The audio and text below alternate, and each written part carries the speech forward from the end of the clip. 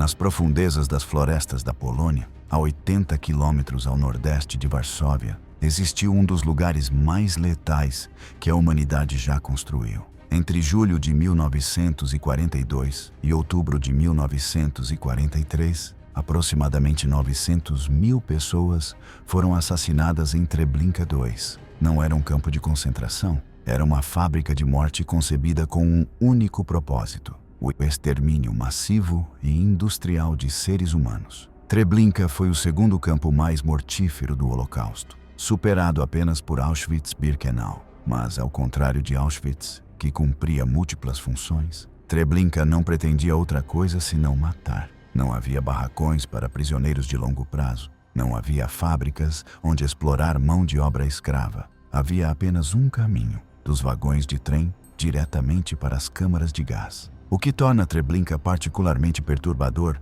não é apenas a escala do assassínio, mas também a eficiência calculada com que operava. Ali, os nazistas aperfeiçoaram um sistema de engano e morte capaz de processar milhares de pessoas em questão de horas. Construíram uma falsa estação de trem, com horários pintados e placas de direção, para manter a ilusão de normalidade até o último momento possível. Este documentário explora os aspectos menos conhecidos de Treblinka: os métodos de engano psicológico utilizados, a estrutura organizacional do campo, as atrocidades específicas cometidas por guardas individuais, o sistema dos Sonderkommandos, obrigados a participar da própria destruição, e, por fim, a rebelião que destruiu o campo por dentro. Apenas 67 pessoas sobreviveram entre as 900 mil que entraram em Treblinka. Esta é a história delas e a história do inferno que presenciaram.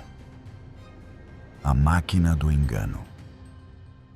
Treblinka foi concebido como um teatro macabro em que cada elemento arquitetônico tinha a função de manter as vítimas em um estado de confusão controlada, até que fosse tarde demais para resistir. O campo se dividia em 3 seções distintas: a área administrativa e de alojamento das SSC, a área de recepção, onde chegavam os transportes, e a área de extermínio, conhecida como Campo Superior, ou Totenlager. Quando os trens chegavam à estação de Treblinka, os prisioneiros viam algo deliberadamente planejado para acalmá-los. A estação era falsa, construída para se parecer com uma estação ferroviária normal. Havia um relógio pintado na parede, que marcava sempre 3 horas em ponto. Havia placas que indicavam direções para outras cidades: Białystok, Wolkowisk, Varsóvia. Havia uma falsa sala de espera com bancos. Havia até uma placa dizendo mudança de plataforma e outra advertindo contra piolhos. O comandante Franz Stangl, que dirigiu Treblinka a partir de setembro de 1942, aperfeiçoou esse sistema de engano. Stangl era um austríaco meticuloso que havia participado anteriormente do programa de eutanásia T4. Sob seu comando, Treblinka transformou-se na operação de extermínio mais eficiente do Reich. Stangl vestia-se impecavelmente, montava um cavalo branco e supervisionava o assassinato em massa com a mentalidade de um gerente de fábrica que otimiza a produção. Os deportados eram obrigados a sair dos vagões de carga em uma rampa onde as SS e os guardas ucranianos gritavam ordens contraditórias, golpeavam as pessoas com chicotes e coronhadas de fuzil, separavam famílias e criavam um caos deliberado. Esse caos tinha um propósito: desorientar as vítimas, quebrar qualquer capacidade de pensamento coletivo ou resistência organizada. Um alto-falante repetia constantemente instruções em alemão, polonês e Yiddish. As pessoas deviam entregar seus pertences, despir-se para a desinfecção e seguir ordenadamente para os chuveiros. As mulheres deviam cortar o cabelo por razões higiênicas. Tudo era apresentado como um procedimento sanitário padrão. Kurt Franz, o subdiretor do campo, mantinha um cão treinado chamado Barry, um São Bernardo adestrado para atacar os genitais dos prisioneiros quando ouvia a ordem: "Man, faz! Homem, ataca!" Franz usava Barry como entretenimento pessoal, mandando-o atacar pessoas ao acaso enquanto esperavam nas filas. Os pertences confiscados eram separados em uma área chamada Goldjudenplatz, ou Praça dos Judeus de Ouro, onde prisioneiros do Sonderkommando separavam dinheiro, joias, documentos, roupas e outros objetos. Tudo era catalogado e enviado à Alemanha. Os alemães chamavam essa operação de Action Reinhardt, e o saque financeiro foi colossal. Estima-se que os bens roubados em Treblinka, Sobibor e Belzec alcançaram centenas de milhões de Reichsmarks. O caminho da área de desnudamento até as câmaras de gás media aproximadamente 100 metros de comprimento por 4 metros de largura. Os nazistas o chamavam de Schlauch, ou a mangueira, mas os prisioneiros o conheciam como Himmelfahrtstrasse, a estrada para o céu. Ele era cercado por arame farpado entrelaçado com ramos de pinheiro para ocultar o que havia no final. Ao longo do caminho, as SS continuavam gritando para que se apressassem para os chuveiros, que a água estava esfriando, que outros estavam esperando. No fim do caminho havia um prédio de tijolos com uma estrela de Davi pintada na fachada. Parecia uma sinagoga ou uma casa de banhos. Na entrada havia uma placa: Fundação Reichsmann, Instituição de Banhos e Desinfecção. Era o prédio das câmaras de gás. As câmaras originais eram 3 salas de aproximadamente 4 por 4 metros cada, com capacidade para matar cerca de 600 pessoas simultaneamente. No outono de 1942, foram construídas 10 novas câmaras, maiores, que podiam matar entre 3.000 e 4.000 pessoas de uma só vez. O prédio tinha 2 entradas, uma por onde entravam as vítimas vivas e outra por onde os Sonderkommandos arrastavam os cadáveres. O motor que gerava o monóxido de carbono era um motor de tanque soviético capturado, operado por um ucraniano, apelidado de Ivan, o Terrível, Ivan Marchenko. O monóxido de carbono levava entre 20 e 30 minutos para matar todos dentro das câmaras. Os testemunhos de sobreviventes descrevem os gritos, os golpes contra as portas de aço e, finalmente, o silêncio. Lawrence Hackenholt, o sargento da SS responsável pela manutenção das câmaras de gás, supervisionava o processo de gaseamento. Quando o motor falhava, algo que ocorria com frequência, as pessoas dentro das câmaras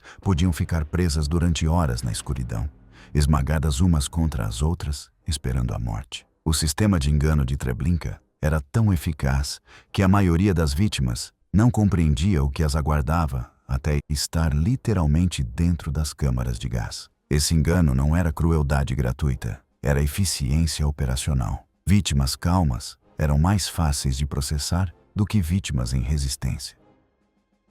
O pessoal do inferno. Treblinka funcionava com um quadro de pessoal surpreendentemente pequeno, considerando a magnitude de suas operações. Aproximadamente entre 30 e 40 membros das SS alemãs e austríacas supervisionavam o campo, assistidos por entre 90 e 120 guardas auxiliares ucranianos conhecidos como Traunikis, treinados no campo de instrução da SS em Trauniki. Franz Stangl, o comandante, era um ex-policial austríaco de 36 anos quando assumiu o comando de Treblinka. Durante seu julgamento, em 1970, Stangl descreveu sua abordagem ao extermínio em massa, em termos puramente logísticos e administrativos. Quando a jornalista Gita Sereni lhe perguntou o que sentia ao ver as vítimas, ele respondeu: elas eram a carga. Para Stangl, otimizar Treblinka não significava matar pessoas, mas processar carga com eficiência. Stangl se distanciava psicologicamente do assassinato em massa por meio da burocracia e da estética. Obcecado com a aparência do campo, mandou plantar flores, pintar edifícios e manter os caminhos limpos. Construiu um pequeno zoológico com animais exóticos perto dos barracões das SS. Essa fachada de normalidade e ordem lhe permitia realizar seu trabalho diário, sem se confrontar diretamente com a realidade do que supervisionava. Kurt Franz, conhecido como Lalka, boneca, em polonês, por sua aparência juvenil, era o subdiretor e um dos perpetradores mais sádicos de Treblinka. Franz chegou ao campo com experiência prévia nos centros de extermínio de Grafeneck e Hadamar, parte do programa de eutanásia T4. Ao contrário de Stangl, que mantinha certa distância emocional, Franz participava ativamente da violência. Franz carregava constantemente uma pistola e um chicote e atirava em prisioneiros ao acaso, por infrações menores ou simplesmente por diversão. Ele compilou um álbum de fotos de Treblinka que intitulou Os Bons Tempos, cheio de imagens de membros das SS relaxando, celebrações e vistas do campo. Esse álbum, apreendido depois da guerra, forneceu algumas das únicas evidências fotográficas documentais de Treblinka. O sargento da SS, Max Bielas, era responsável pelo sistema de trabalho dos prisioneiros. Bielas selecionava os prisioneiros que, temporariamente, não seriam assassinados de imediato porque possuíam habilidades úteis: carpinteiros, mecânicos, alfaiates, ourives, médicos. Esses prisioneiros formavam os Sonderkommandos, escravos temporários que mantinham o campo funcionando. Bielas trocava constantemente essas equipes,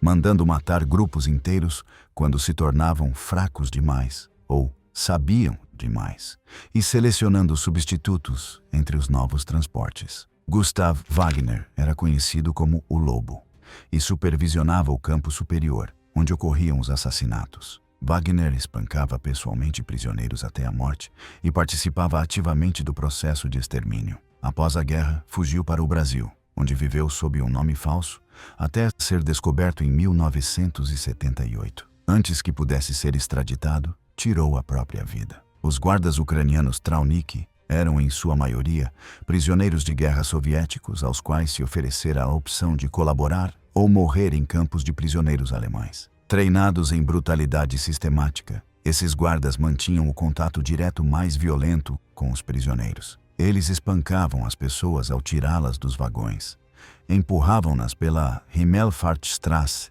e atiravam em qualquer um que caísse ou se movesse devagar demais. Ivan Marchenko, apelidado de Ivan, o Terrível, ou Ivan Grozny, operava o motor das câmaras de gás. Os sobreviventes o descrevem como particularmente sádico, golpeando as vítimas com tubos de metal enquanto as empurrava para dentro das câmaras. Marchenko também participava do assassinato de crianças pequenas, esmagando-as contra paredes ou atirando nelas. Seu destino após a guerra permanece incerto. Alguns acreditam que foi capturado pelos soviéticos, outros que conseguiu escapar. Agosto Miette supervisionava o Lazaret, uma área disfarçada de enfermaria, mas que na realidade era um fosso de execução, onde se atirava em idosos, doentes e crianças pequenas incapazes de caminhar até as câmaras de gás. Miette executou pessoalmente milhares de pessoas nesse lugar, incluindo bebês arrancados dos braços de suas mães. Os membros das SS em Treblinka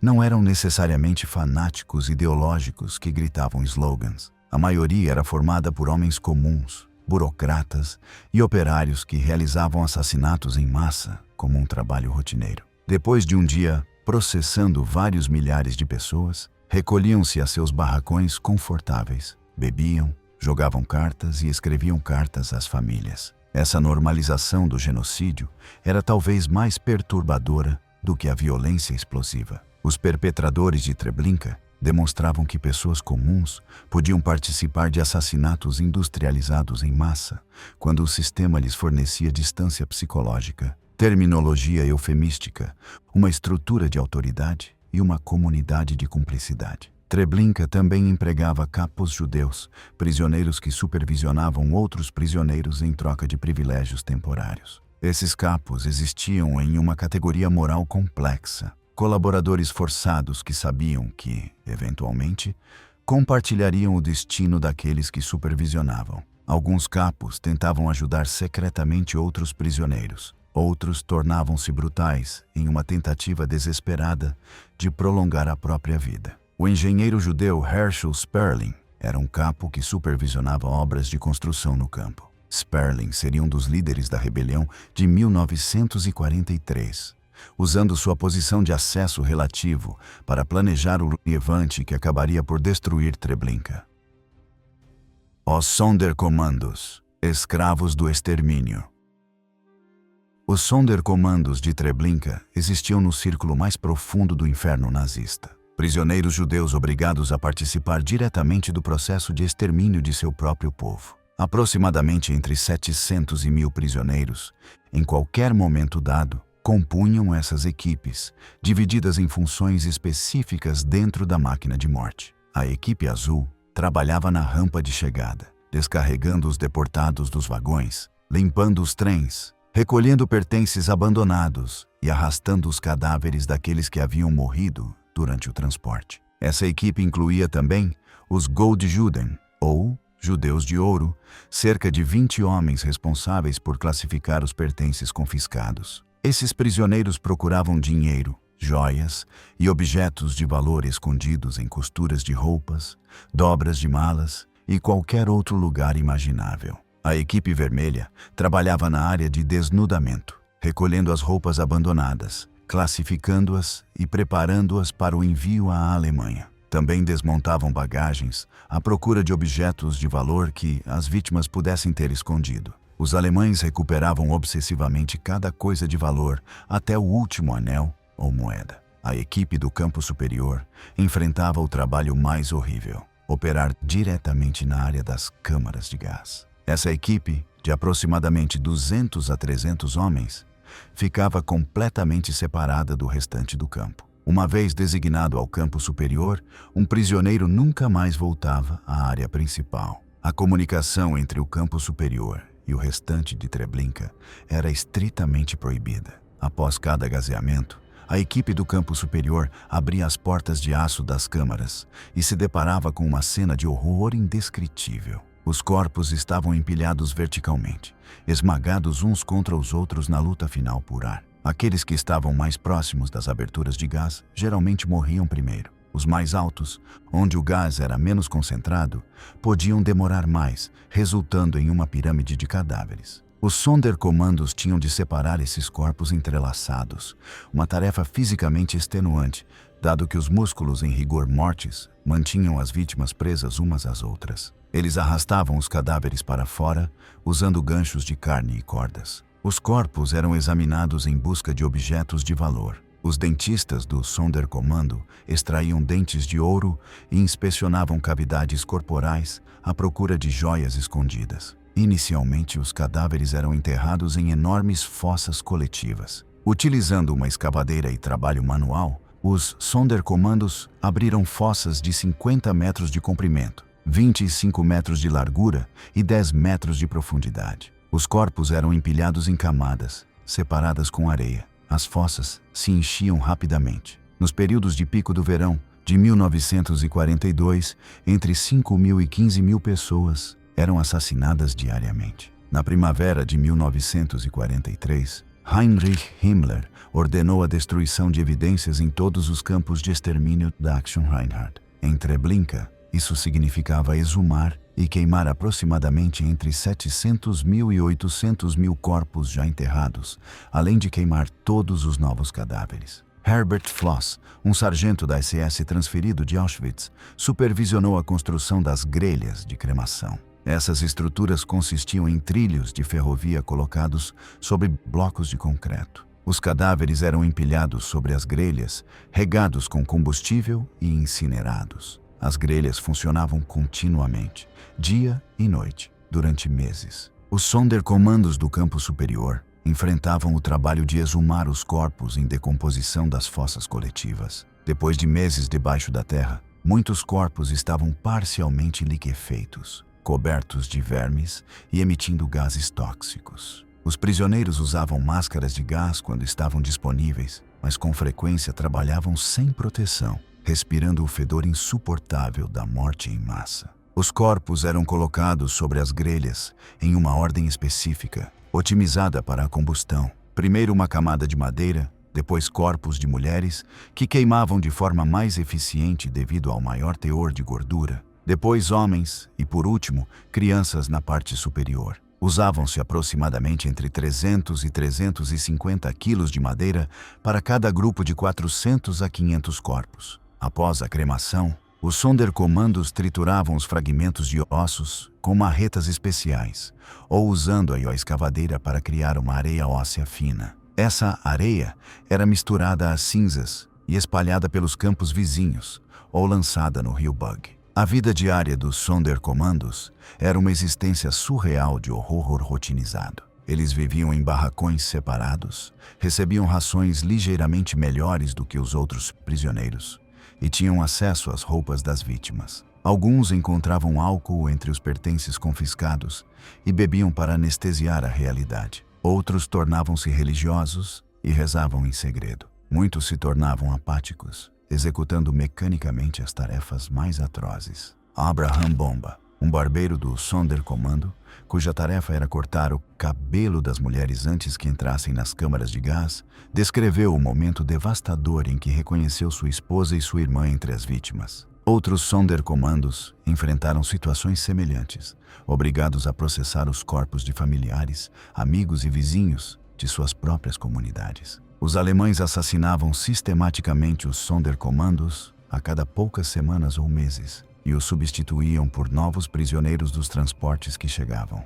Essa rotatividade servia a dois propósitos: eliminar testemunhas que haviam visto demais e impedir que os prisioneiros desenvolvessem conhecimento suficiente do campo para organizar uma resistência eficaz. Entretanto, alguns Sonderkommandos conseguiram sobreviver durante meses, acumulando conhecimento detalhado das operações, dos horários e dos pontos fracos do campo. Esses homens, entre eles Zelo Bloch, Rudolf Masaryk, Herschel Sperling e o Dr. Julian Choratsky, formariam eventualmente o núcleo de liderança da rebelião de Treblinka. O sistema de operações.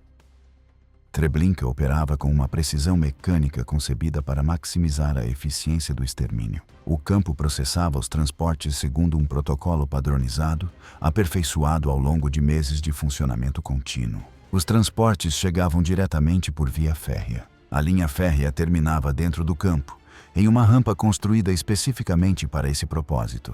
Os trens geralmente consistiam em entre 50 e 60 vagões de carga, cada um abarrotado com entre 80 e 120 pessoas. Devido ao desenho da rampa, apenas 20 vagões podiam descarregar simultaneamente, de modo que os trens maiores eram processados em grupos. As SS coordenavam as chegadas com precisão quase militar. Sabiam exatamente qual transporte chegaria, de qual gueto vinha e aproximadamente quantas pessoas trazia. Essas informações eram enviadas por telex a partir dos comandos regionais de deportação. Quando um transporte chegava, uma sirene soava no campo.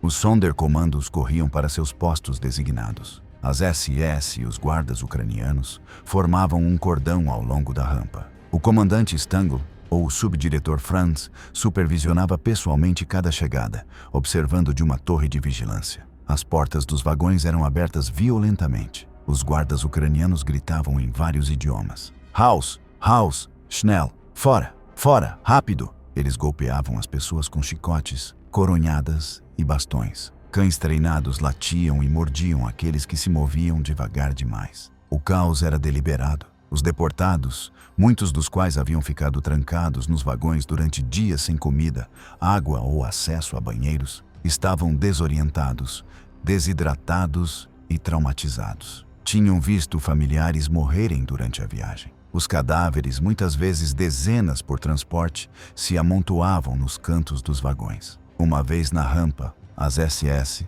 faziam um discurso padronizado. Um oficial alemão, geralmente falando em alemão, com tradução ao polonês ou ao Yiddish, anunciava: Judeus, vocês chegaram a um campo de trânsito. Serão enviados mais para o leste para trabalhar, mas primeiro precisam tomar banho e desinfetar suas roupas para evitar epidemias. Entreguem todos os objetos de valor para a guarda. Eles lhes serão devolvidos após o banho. Os deportados eram separados, homens à direita, mulheres e crianças à esquerda. Ordenava-se que entregassem a bagagem e formassem filas. Os idosos, doentes graves e pessoas com deficiência eram levados ao lazaret, enfermaria, onde supostamente receberiam atendimento médico. Na realidade, o lazaret era um fosso de execução disfarçado por uma bandeira da Cruz Vermelha. Ali, as SS lhes davam um tiro na nuca. Aproximadamente entre 20 e 30 homens e entre 20 e 30 mulheres de cada transporte eram selecionados para os Sonderkommandos.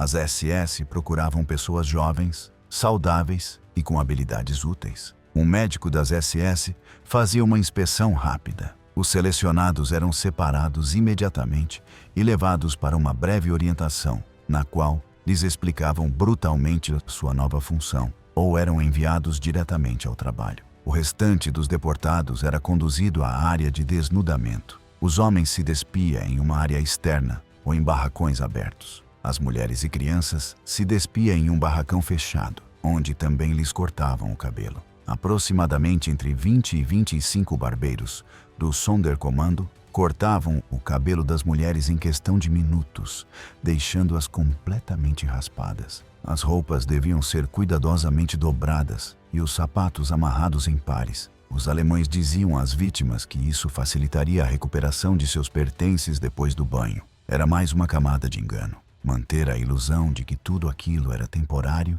e que voltariam para pegar suas coisas. Nus, os deportados eram empurrados em direção à Himmelfahrtstraße. Os guardas ucranianos formavam um corredor de ambos os lados do caminho, golpeando qualquer um que se movesse devagar. As SS gritavam: "Schneller, schneller, a água está esfriando." Outros estão esperando. O prédio das câmaras de gás foi projetado arquitetonicamente para manter o engano até o último momento. A fachada tinha uma estrela de Davi, degraus levavam a uma entrada elevada e a decoração sugeria um banho ritual judaico. Dentro, um corredor curto conduzia às portas das câmaras. As vítimas eram empurradas para dentro das câmaras, comprimidas até que aproximadamente entre 200 e 350 pessoas ocupassem cada sala de 4 por 8 metros. Os alemães calculavam entre 15 e 17 pessoas por metro quadrado. Essa superlotação extrema tinha um propósito: reduzir a capacidade de movimento e acelerar a morte por asfixia antes mesmo de o gás surtir efeito pleno.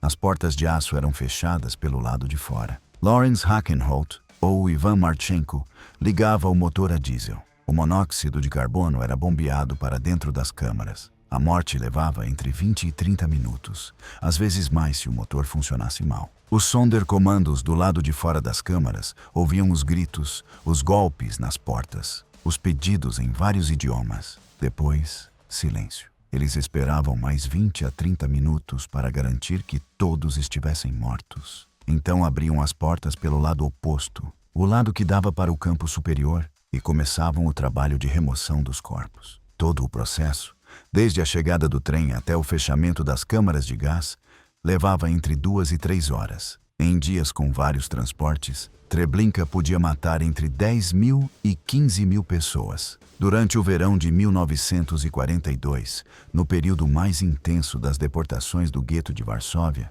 Treblinka funcionava ininterruptamente. Os trens chegavam constantemente. As grelhas de cremação ardiam sem parar. A fumaça negra e o cheiro de carne queimada eram visíveis e perceptíveis a quilômetros de distância. Os civis poloneses que viviam perto de Treblinka sabiam, em maior ou menor grau, o que acontecia ali. Alguns vasculhavam entre os pertences descartados que os alemães jogavam por cima das cercas. Outros tentavam ajudar, embora as oportunidades reais de fuga fossem quase inexistentes. A maioria simplesmente observava, paralisada pelo medo, pela impotência ou pela indiferença. O sistema de Treblinka representava a completa industrialização do assassinato. Não exigia tecnologia sofisticada, apenas motores a diesel, construção básica e organização burocrática. O que o tornava letal era a mentalidade, o tratamento de seres humanos como unidades a serem processadas, a eliminação de qualquer reconhecimento de humanidade,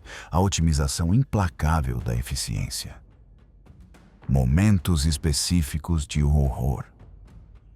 Dentro do sistema geral de extermínio de Treblinka, certos episódios concretos revelam com clareza como o assassinato industrializado se combinava com decisões individuais, gestos de dignidade e formas de crueldade que iam além da própria máquina de morte. Em agosto de 1942, chegou um transporte especial do orfanato do gueto de Varsóvia, dirigido por Janusz Korczak, pedagogo e escritor judeu muito conhecido na Polônia. Apesar de ter recebido oportunidades para fugir, Korczak recusou-se a abandonar as 192 crianças sob seus cuidados. No dia da deportação, vestiu seu melhor uniforme, pegou a bandeira do orfanato e conduziu as crianças em uma procissão ordenada até o Umschlagplatz. Em Treblinka, as SS lhe ofereceram a própria salvação em troca de deixar que as crianças fossem para as câmaras de gás. Korczak rejeitou a oferta, manteve os pequenos tranquilos contando histórias e caminhou com eles até o fim. Mesmo os guardas ucranianos, habitualmente brutais, lembrariam aquele transporte como algo que os deixou em silêncio. Abraham Krzepicki, um dos poucos que conseguiu escapar de Treblinka em 1942, descreveu a chegada de um transporte de órfãos de Bialystok.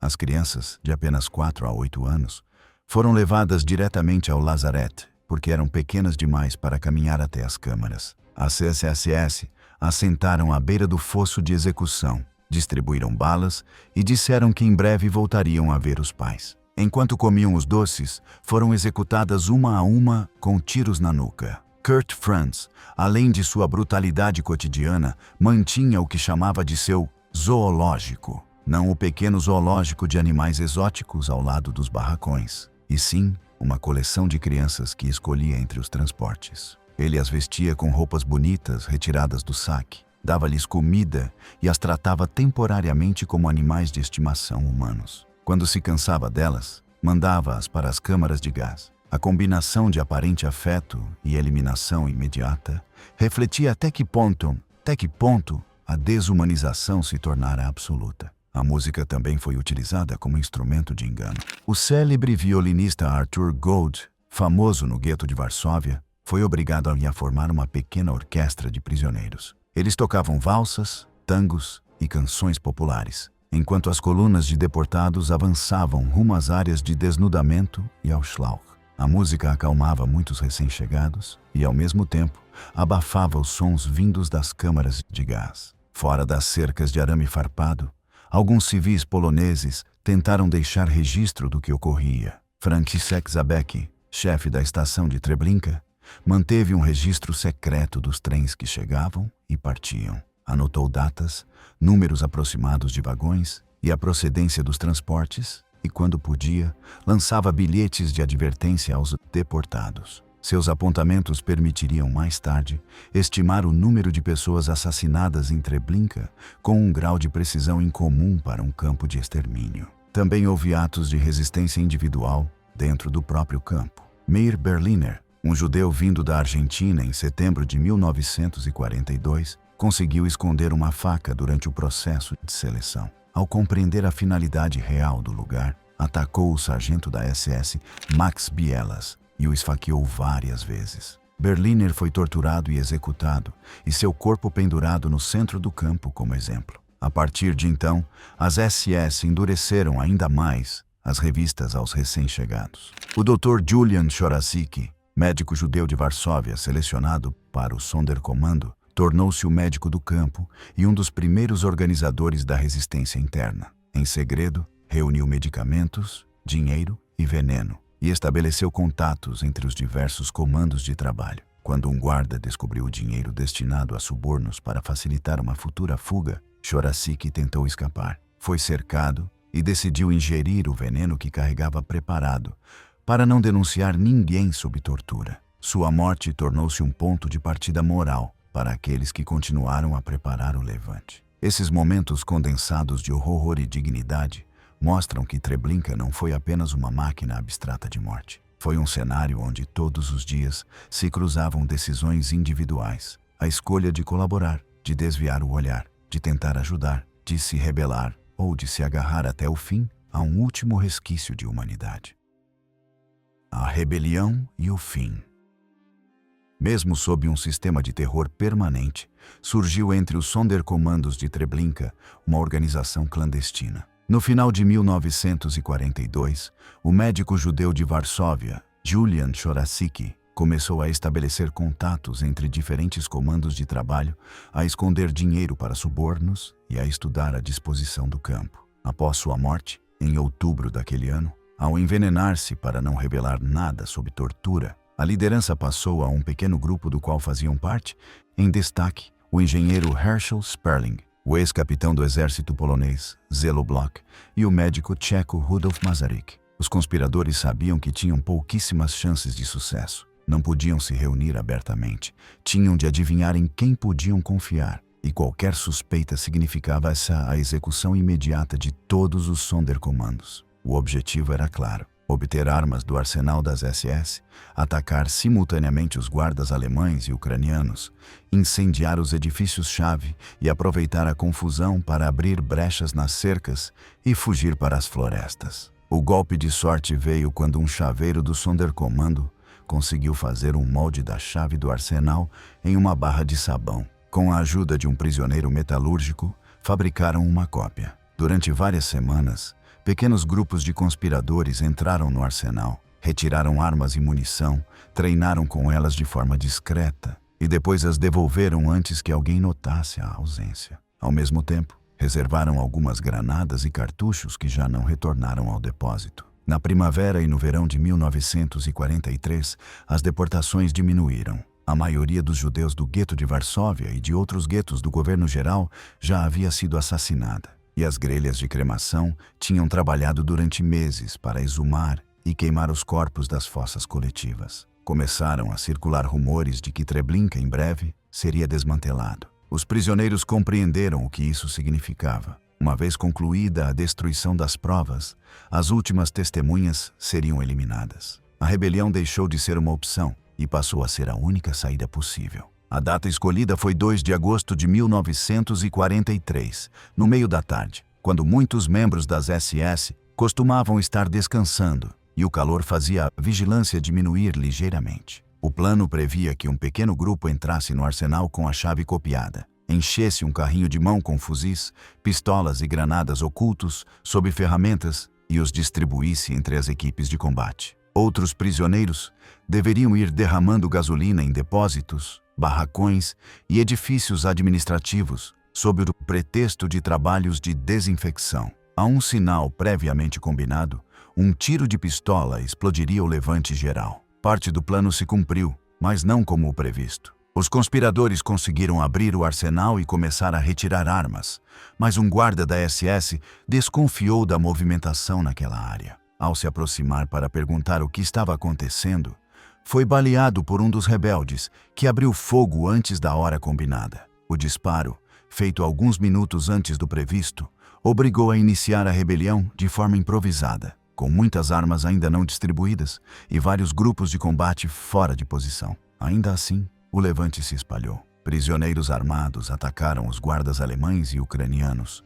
Outros incendiaram barracões e depósitos de combustível. As explosões destruíram parte da infraestrutura do campo e enormes colunas de fumaça negra começaram a subir sobre Treblinka. Aproveitando a confusão, centenas de prisioneiros correram em direção às cercas, derrubaram-nas em alguns pontos e se lançaram a campo aberto rumo à floresta. A maioria foi abatida em questão de minutos pelo fogo vindo das torres de vigilância ou durante as perseguições posteriores. Estima-se que entre 200 e 300 prisioneiros conseguiram cruzar as cercas de arame farpado e chegar à floresta, mas muitos foram caçados nos dias seguintes por unidades das SS, pela polícia alemã e por colaboradores locais. Apenas cerca de 70 homens conseguiram sobreviver escondendo-se até o fim da guerra ou unindo-se a grupos de partisans. Entre eles estavam, entre outros, Samuel Willenberg, Richard Glaser, Abraham Bomba e Kalman Teigmann, cujos depoimentos seriam fundamentais posteriormente. Dentro do campo, a repressão foi imediata. Os prisioneiros que não haviam conseguido escapar foram alinhados e executados em grupos. Nas semanas seguintes, as SS levaram mais uma centena de judeus de outros campos para apagar as últimas marcas. Esses homens demoliram o que restava em pé, dinamitaram as câmaras de gás, queimaram barracões, arrancaram os trilhos do trem e nivelaram os alicerces. Quando terminaram, foram enviados a Sobibor e assassinados. Sobre o terreno arrasado, plantaram-se pinheiros jovens e instalou-se uma pequena fazenda administrada por um colaborador ucraniano e sua família, com a instrução de sustentar a ficção de que aquilo sempre fora um campo agrícola. No entanto, quando o Exército Vermelho entrou na região em julho de 1944, encontrou restos de cinzas, fragmentos de ossos humanos e um solo saturado de indícios do que ocorrera ali. Suas investigações confirmaram que Treblinka havia sido um centro de extermínio em massa. A rebelião de 2 de agosto de 1943 não pôde salvar as centenas de milhares de pessoas já assassinadas, mas impediu que Treblinka continuasse funcionando e transformou seus protagonistas em testemunhas decisivas. O campo foi desmantelado, mas a memória daqueles que se levantaram em armas demonstrou que, mesmo no coração de um sistema concebido para anular toda esperança, ainda era possível organizar-se, resistir e, ao menos por um instante, revidar. Treblinka operou durante aproximadamente 14 meses. Nesse período, matou mais pessoas do que qualquer outro campo de extermínio, exceto Auschwitz-Birkenau. A maioria das vítimas eram judeus poloneses do distrito do governo geral, particularmente do gueto de Varsóvia, mas também incluíam judeus da Tchecoslováquia, Grécia, Macedônia, França, Países Baixos, Bélgica e de outros países ocupados. O campo representava a expressão mais pura da solução final. Não tinha outro propósito senão matar. Não havia pretensão de trabalho, reassentamento ou qualquer outro objetivo. Era morte industrial, sistematizada, burocratizada e rotinizada. A eficiência de Treblinka demonstrou que o assassinato em massa não exigia tecnologia sofisticada. Exigia apenas organização, desumanização sistemática e vontade de participar. Os perpetradores eram, em sua maioria, homens comuns que realizavam o extermínio como um trabalho rotineiro. Os Sonderkommandos de Treblinka enfrentaram escolhas impossíveis: participar do assassinato de seu próprio povo ou morrer imediatamente. Alguns colaboraram para sobreviver. Outros resistiram por dentro, sabotando operações quando podiam, ajudando outros prisioneiros, preservando evidências. Por fim, alguns se rebelaram, destruindo o campo por dentro. Apenas 67 pessoas sobreviveram a Treblinka entre as aproximadamente 900.000 que entraram ali. Seus testemunhos fornecem a única evidência direta do que aconteceu no local. Sem esses sobreviventes, Treblinka poderia ter sido apagado da história com muito mais sucesso, como os nazistas tentaram fazer. A história de Treblinka não trata apenas de morte em massa. Trata dos métodos específicos de engano, da psicologia dos perpetradores, do sofrimento das vítimas individuais, da resistência contra probabilidades impossíveis e da tentativa de genocídio completo de um povo. Treblinka demonstra a capacidade humana para o mal sistemático e a capacidade humana para resistir mesmo nas circunstâncias mais extremas. Ambas as lições permanecem relevantes. O campo foi destruído, mas sua história deve ser preservada como testemunho do que aconteceu e como advertência sobre do que os seres humanos são capazes quando a desumanização é institucionalizada. As 900.000 vítimas de Treblinka não têm túmulos individuais. Seus corpos foram transformados em cinzas e espalhados. Seus nomes perderam-se em sua maioria, mas a morte delas representa 900.000 universos individuais destruídos. Cada pessoa com histórias, relações, sonhos e futuros que jamais existirão. Esta é a história mais sombria de Treblinka. Não apenas que 900.000 pessoas foram assassinadas, mas como foram assassinadas, quem as assassinou e o sistema que tornou possível esse assassinato industrial em massa. É uma história que deve ser contada, lembrada e nunca esquecida. Hoje,